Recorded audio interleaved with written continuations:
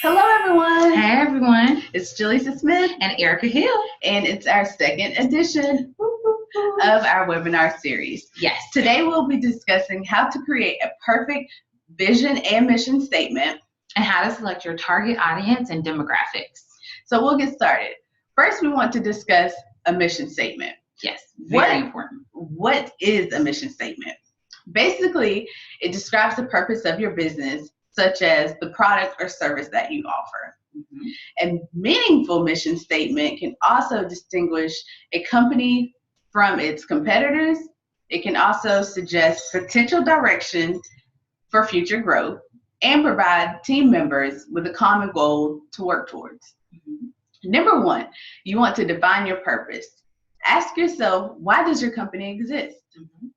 Define your company's goals by stating what the company does for its customers, employees, and its owners. It's also important to define your company's growth direction. Number two, be specific. When it's difficult to remember your mission statement, it's going to be difficult for your team members to align with their daily activities for the goals that are outlined. Can I mention something? Of course. You want to make sure that your mission is something that you can kind of remember also when you do your elevator pitch, when you meet people during networking opportunities. Very true. So you want to choose your words wisely and use terms that are easily understood and relevant to your business. Yes. Number three, inspire. My personal favorite. I feel like I need to go like that. This one's my personal favorite. And what comes to mind to me, an organization that I feel like they stick with their mission and what it's set out to convey to their consumers is Tom's. Ooh, good one, Jaleesa. Yeah, I know. They have some comfy shoes. Yes, they're super comfortable. They are. So their mission statement is to improve the lives with every product that Tom's will help a person in need, one-on-one. So for every shoe that they have, they actually give back, and they're able to support different organizations in 70 different countries around the world. Oh, wow. Yeah, that's pretty cool, Yes. I would say. So what began as a simple idea evolved into a powerful business model that has addressed the needs in health advantages, education, and economic opportunities for children all across the globe. Number four, keep it concise. Yes. If your mission statement is too lengthy, you need to pare it down so you can sharpen your vision and your delivery. Again, this goes for your elevator pitch. After a while, people are only want to hear the key things that's going to connect you and them in a partnership. After a while, they're going to stop ignoring you if you can't even remember your mission. Very true. Number four. So like I said, keep it concise. And when you're finished, discuss, digest, cut it, polish, review, and revise again. You did that, sir. Thank you. So remember, a good mission statement serves multiple functions. You want to define objectives, and also remember that this mission statement is going to live for a long time. Yes. So edit, and edit some more. Yes. It is so worth it. So after all of that, the process of carrying out these actions implied with the words, basically you have a great mission statement that will reflect your values, your purpose, and enthuse other people to relate to your mission statement of your company. Yes. Next, vision statement. What is a vision statement? What makes the difference between a mission and a vision statement? Ooh, good. No, girl. So, a vision statement is a document that states the current and future objectives of your organization. The vision statement is intended as a guide to help your organization make decisions that align with the philosophy, basically your mission statement, and it declares the set out goals for the organization. It's basically a roadmap, so you could say.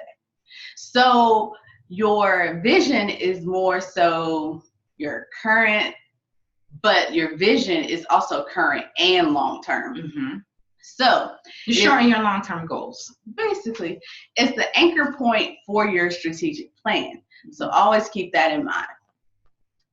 A good vision statement can be short, simple, specific to your business, and leaving nothing open to interpretation.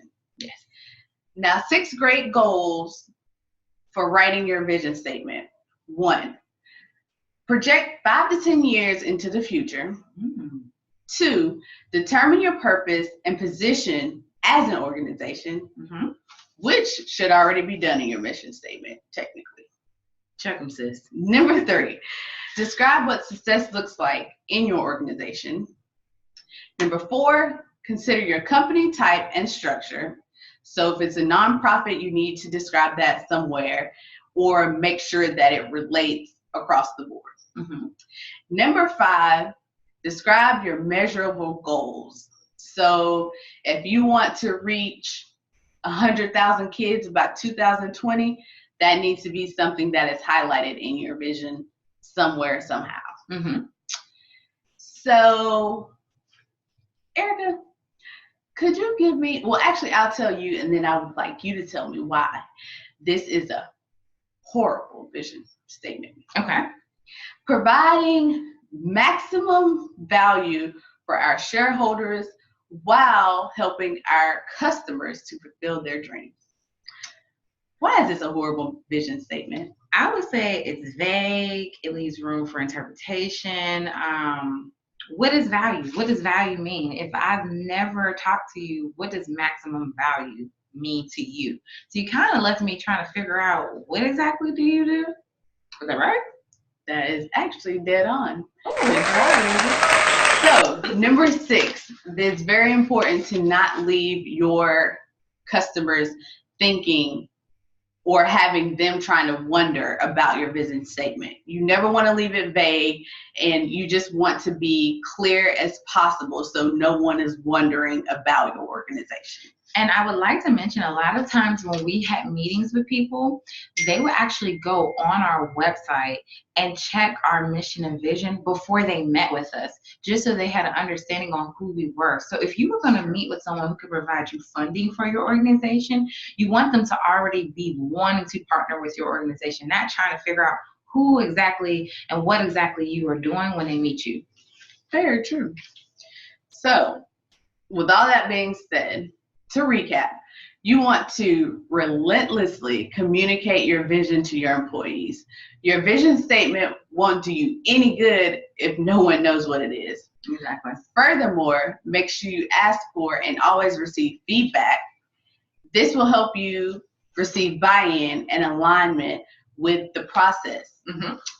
And also, implement a strategic framework to help you track the progress in achieving those key aspects of the vision. Your framework should hold and track your goals. Yes. Break them down further into manageable pieces with initiatives and action items. Yes. So, with that being said, go ahead and create your perfect mission and vision statement. Yeah. I'd like to turn it over to Erica. So I am so thankful that Jaleesa went over the mission and vision, because this will actually help me describe your target audience and your demographics. So in order to figure out your target audience and demographics, you want to figure out your mission and vision, and then this will lead to this part. So it's kind of great that we did it in this order. So when you are thinking about your target audience and demographics, you want to keep these 3 guidelines in mind: who, how, and when. Who?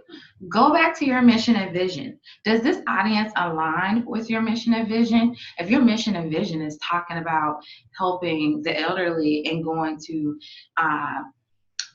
inpatient facilities, then your audience is not going to be young adolescents. So you want to make sure that it aligns with your mission and vision. And as a nonprofit, sometimes we're so geared into trying to volunteer and help that we find ourselves doing stuff that doesn't align with our mission and vision. We are actually guilty of this because we just wanted to get the exposure and get our name out there, that we found ourselves doing stuff that didn't go to our mission and vision.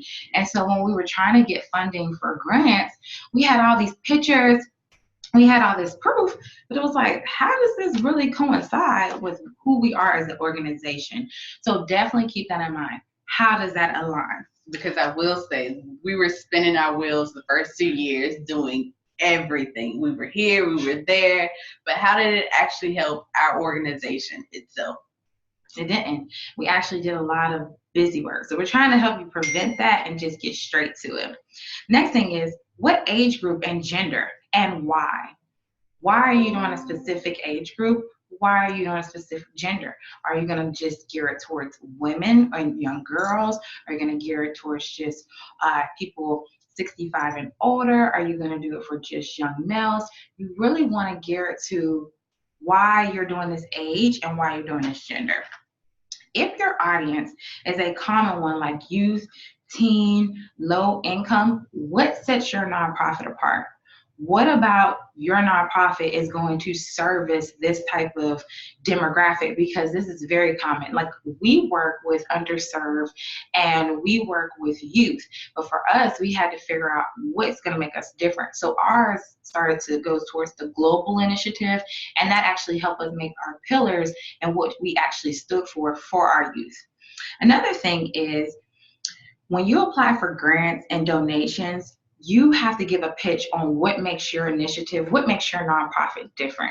Because they have a lot of people, especially in the city of Atlanta, they have a lot of people coming to them saying that they're helping low income, that they're helping youth. So what is it about your organization? Do they need to fund you instead of funding the one they've been funding for the past 10 years? This is extremely important for new organizations, because a lot of old organizations have established partnerships. So you got to give them this new cutting edge ideology on why your nonprofit is different and what is it going to service. And then how. So how are you going to get this target audience and demographics? Here are some key pointers. Marketing. You want to make sure in your marketing strategy that you are targeted to your targeted audience. So for example, when you're making your flyers, when you're making your posters, when you're making your posts on social media platforms, you want to continue to make sure that you mention the age group and your target audience. This allows people to know what your nonprofit stands for. This really, really helps when it comes to like recommendations and referring, because people will automatically remember, I think I know a nonprofit that works with kids 11 through 17. I think I might know a nonprofit that works with that age group. They'll sometimes remember your demographics before they'll remember your mission and vision. So you want to make sure that your marketing is showing your demographics and target audience. Location. You want to figure out, how are you going to select your demographic, your target audience, your nonprofit population? So are you going to go to schools? Are you going to go to churches? Are you going to go to rec centers? If you're going to go to all of these three different things, you need to pay attention to how they operate. So we know that most schools are out for the summer. So if you're going to try to get your audience, you want to make sure that you're trying to get it through the school year. Typically, you want to make sure that you do it before a school sets their budget, because you want to see if this is a way that you can get funding for your nonprofit. Just being honest with you, you're not going to get put into a school's budget firsthand. However, if you establish that partnership, the following year you might. So you want to make sure that you kind of figure out how you're going to get them within a school, within a church, for a rec center. It might be best for you to come during the evening or come around during summertime. This is a way that you can kind of pick your demographic. I think the key thing here is to build and establish relationships. Oh my gosh, yes. When you do that, that basically opens the door for grants and such things to come along to where you can get into a school and on their budget. You have to build those relationships first. Yes. And last but not least, when you're getting the how you're going to get these demographics and participants, you want to make sure that you do the legal parts too. So if you're going to go through parents, you want to make sure that you approach them, letting them know that their child is going to be safe, that they're going to protect their child through legal forms. If you're going through a nursing home, or if you're going through the church, you want to make sure that you do it in the best way that keeps the integrity of your nonprofit, as well as aligned to the legal aspects of whatever partnership you're working with. Last but not least, the when. So like I was saying, if you're going to work with schools, you need to know when to do it during the school year. If you're trying to do a summer camp or after school, then you need to think, rec centers might be the best thing for me. If you're trying to do weekends, If you're trying to do nursing home or recreation centers, you need to figure out the hours in which they operate. And a great thing is make sure that you research on their website things about them.